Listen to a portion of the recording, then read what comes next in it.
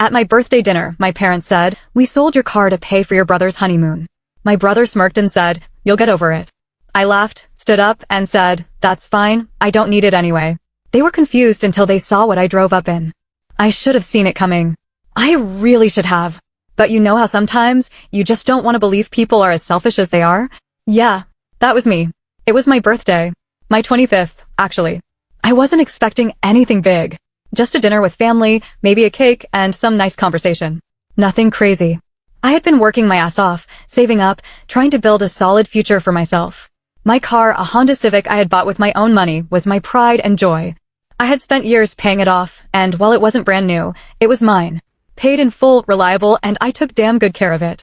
So when my parents invited me out for dinner at this fancy steakhouse, I thought, okay, maybe they're actually putting in some effort. I was a little surprised, considering they never really went out of their way for me. But hey, maybe they were turning a new leaf, right? Wrong. We're sitting at the table, the appetizers have just come out, and my dad clears his throat. He's got that weird, awkward look on his face like he's about to tell me something he knows I won't like. My mom won't meet my eyes. And then, my brother, let's call him Jake, leans back in his chair with this smug grin on his face. "Son," my dad starts, and my stomach already drops. "We need to talk about something." I set my fork down, already dreading whatever's coming next. "What's up?" My mom finally looks at me. "We sold your car." Silence. I just blink at them. "You what?" "We sold your car," my dad repeats, as if I didn't hear them the first time. I laugh, because surely this is some kind of messed up joke. "That's funny. Where's my car, really?" Jake, who, by the way, has never worked for a damn thing in his life, chuckles, shaking his head. "Nah, man. They really did." I feel my stomach twist. "Why?" And then my mom says, in the sweetest, most condescending voice, Jake and his wife needed help paying for their honeymoon. I swear the entire restaurant could hear my brain short-circuiting. "You sold my car to pay for their honeymoon?" Jake shrugs. "It's not a big deal. You'll get over it." He says it so casually, like my car was some cheap trinket they had every right to pawn off. I just sit there, staring at them, my appetite completely gone. My parents look uncomfortable, but not guilty. No, they actually think they're in the right. And then something inside me just clicks. I start laughing. Hard. I wipe a fake tear from my eye and nod. "That's fine. I don't need it anyway." Now they're confused. Because they were expecting a fight. An argument. A breakdown. But I wasn't going to give them that satisfaction. Jake scoffs, leaning forward. "Dude, why are you laughing? You should be thanking Mom and Dad for helping family." I just shake my head, still grinning. "Nah, I'm good." I stand up, dropping my napkin onto my plate. "Dinner's on me, guys. Enjoy." And I walk out. Now, here's where things get good. See, they assumed I still needed that car. That I was stranded. That I was now going to have to rely on them or beg for a ride home. They had no idea what I had been up to these past few months. Because I didn't just save money. I invested. I made smart choices.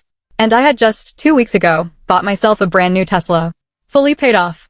So as I walk out of the restaurant, I click the button on my key fob and the sleek, black Tesla lights up like a damn Christmas tree. I slide into the driver's seat, the engine silent but powerful, and take my sweet time pulling up to the front of the restaurant. And right on cue, my family comes rushing out, Jake leading the pack. His smirk is gone. My mom's eyes are wide. My dad's jaw is on the floor. I roll the window down just enough to see their stunned faces. "Oh," I say, pretending to just now notice them. "Did you guys need a ride?" Silence. My mom steps forward. Where did you get that?" I smile. "Oh, this? I bought it. With my own money. Just like I did with my last car. The one you sold." Jake's face is turning red. "That's not fair." I raise a brow. "What's not fair?" "That I worked hard for something and didn't expect other people to pay for it." He sputters, looking at our parents, but they have nothing to say. I nod, putting my sunglasses on. "Anyway, I've got places to be. Enjoy the honeymoon, Jake. Hope it was worth it." And with that, I roll up the window and drive off, leaving them standing there in the dust. But oh, the revenge doesn't end there. See, selling my car without my permission? That was theft. And I wasn't about to just let that slide. The fallout begins. Driving away from that restaurant felt good. No, it felt amazing. Watching their stunned faces in my rearview mirror was almost enough to make up for what they did. Almost. But I wasn't done. The thing is, selling my car without my permission? That's theft. And I wasn't about to let it go. I knew exactly how to hit them where it hurt. First, I went straight to the police station. I had my car's title, my purchase receipts, everything in my name. I calmly explained to the officer that my parents had stolen and sold my vehicle without my consent.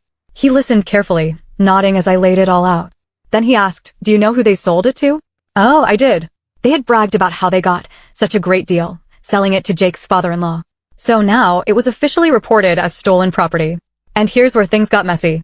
The first shockwave 2 days later, I got a call from my mom. I let it go to voicemail. I wasn't in the mood for whatever guilt trip she had planned. But then my dad called. And then Jake. Multiple times. Curious, I finally answered. The second I picked up, my dad's voice exploded through the speaker. "What the hell did you do?" I stayed calm. "What do you mean?" "The police showed up at our house. They're saying we committed theft. Are you out of your mind?" I smiled, leaning back in my chair. "Did you or did you not sell my car without my permission?" Silence. Then my mom's voice came in, softer but no less panicked. "Honey, we didn't steal it. We're family. We thought you'd understand." "Oh, I understand," I said. "I understand you thought you could take something that wasn't yours and get away with it." Jake's voice cut through the line. "You reported mom and dad to the police? You've seriously lost it." "No, Jake," I said coldly.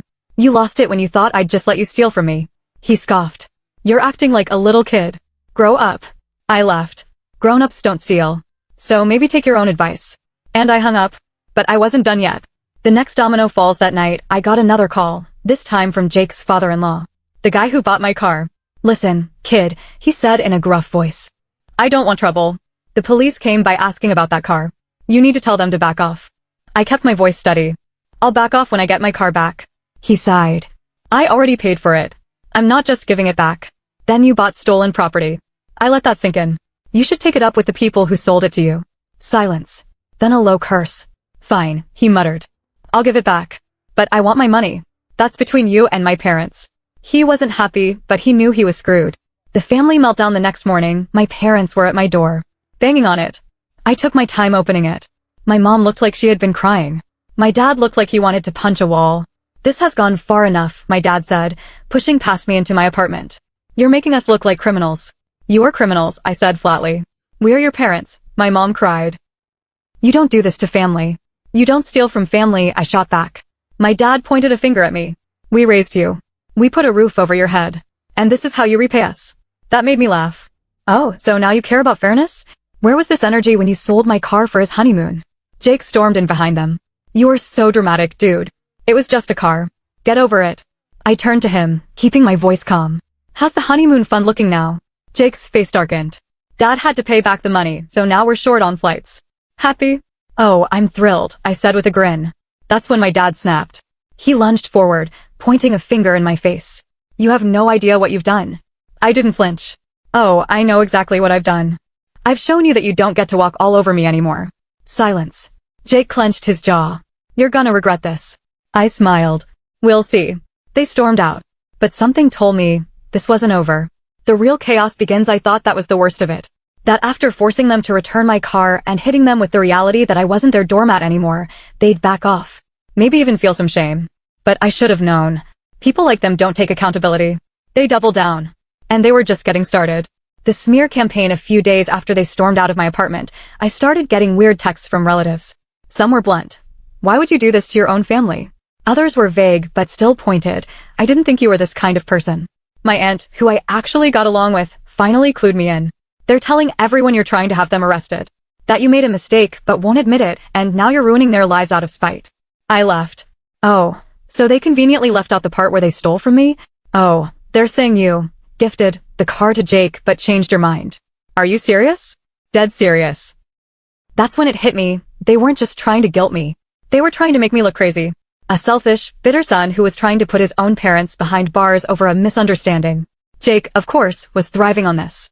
He'd always been the charming one, the one people believed. Me? I was the quiet, responsible one who never made waves. Now they were painting me as the unstable, vengeful one. And it was working. I started getting angry messages from cousins, cold shoulders from family members I'd known my whole life. Even my godmother, who I respected, told me I should just let it go. That's when I knew this wasn't just about the car anymore. They wanted to ruin me. So I decided if they wanted war, I'd give them one. Digging deeper, I started looking into my parents' finances. They always lived above their means. Fancy vacations, new furniture, constant home upgrades. But my dad's job wasn't that great, and my mom didn't work. Something wasn't adding up. Then I remembered something from years ago, an argument between my parents about some loan payments. At the time, I thought it was normal debt. But now?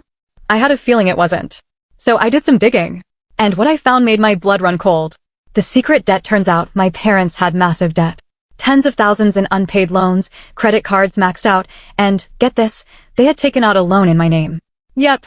They had stolen my identity years ago and used it to rack up over $30,000 in debt. I never noticed because they had used my social for a card I never knew existed. They must have gotten away with it when I was younger, back when I still lived at home and didn't check my credit. But now? Now I had proof. And suddenly, everything made sense. They sold my car not just for Jake's honeymoon, but because they were drowning. They needed cash fast, and selling my car was just an easy way out. They weren't just thieves. They were criminals. The turning point, I sat there, staring at the evidence on my screen. I had them dead to rights. I could have walked straight into a police station and had them charged with fraud that same day. But I didn't. Not yet. Because now? Now, I wanted them to know I knew. So I waited. I let them keep up their little smear campaign, let them spread their lies. Let them think they were winning. And then? I dropped the bomb. The confrontation. I waited until a big family gathering. Some birthday party for a cousin. I wasn't even invited, shocker, but my aunt tipped me off. I showed up unannounced. Walked straight into the backyard, where almost the entire family was gathered. The moment my mom saw me, her face drained of color. My dad set down his drink, tensing. Jake? Jake had the audacity to smirk. Oh, look who decided to stop being dramatic. I smiled. Yeah, I thought I'd come clear a few things up. Then I pulled out a stack of papers. Copies of the fraudulent loan documents. Copies of the debt in my name. I dropped them onto the table in front of my dad. What's this? Someone asked, picking up the papers. I crossed my arms. Oh, just proof that my parents stole my identity and racked up $30,000 in debt under my name. Silence. Complete. Freaking silence. Then my mom let out a nervous laugh. This isn't what it looks like. Jake's smirk was gone. My dad stood up, voice low and dangerous. You don't bring this kind of thing to family events. Oh, but you had no problem dragging my name through the mud, right? Telling everyone I was some vengeful psycho when in reality, you've been robbing me for years. I turned to the crowd. This is who you're defending. They didn't just sell my car. They stole my identity. Took out debt in my name, let it pile up, and figured I'd never notice. My uncle picked up one of the papers, his face darkening. Is this real? Oh, it's real. I smiled, but it didn't reach my eyes. And I've already spoken to a lawyer. That was a lie. I hadn't yet, but I wanted them to sweat. And sweat they did. My mom started crying. My dad's hands were clenched so tight, they were turning white. Jake? Jake looked like he wanted to sink into the ground. I leaned in, lowered my voice. Enjoy the rest of the party. While you still can. Then I turned and walked away, leaving them stunned in my wake. The final blow after the party, things spiraled fast. My parents didn't reach out. Not immediately. Instead, I heard from everyone else.